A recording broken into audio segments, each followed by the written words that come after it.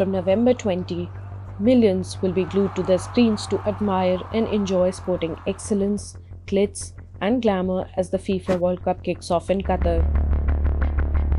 What will go unseen, however, is the blood and toil of the migrant workers whose labor made the World Cup possible in the first place.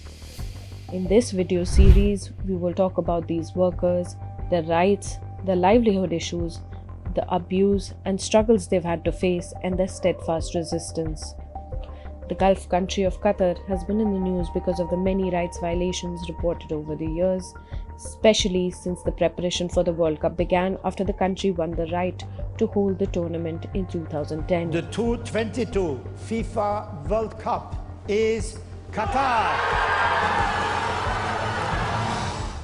There is a rich and eventful tradition of football in the Arab world, although the Emirate of Qatar was by no means at its center.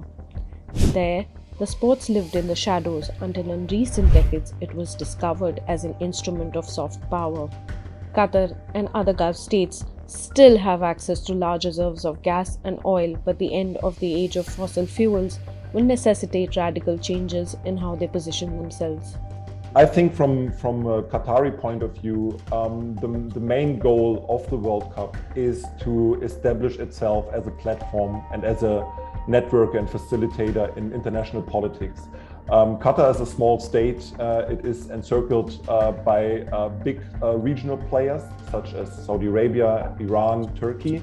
And therefore, there was always a concern by the Qatari leadership, by the ruling family, to be threatened by external enemies within the region. The World Cup is only the most prominent example, but the investment in Paris Saint-Germain, for instance, but also the partnership, the sponsorship with Bayern Munich is part of this networking and facilitating strategy to become an indispensable international partner for so many actors, not only in the West, but also with partners that are also perceived controversially in the West. According to Mahfoud Amri, a sports academic from the Qatari University in Doha, the Gulf countries are looking to develop new economic sectors since the traditional sources of income are finite. Sports, particularly football, is crucial for transporting these Gulf states into this new age. Smaller Gulf states like Qatar and the United Arab Emirates focus on major events in the hope of winning more global recognition, influence, and better representation of their security interests. Qatar claims itself to be a migrant worker-friendly country, and compared to its neighbors, it's been a pioneer in reforming the exploitative kafala system, which binds migrant workers to one employer.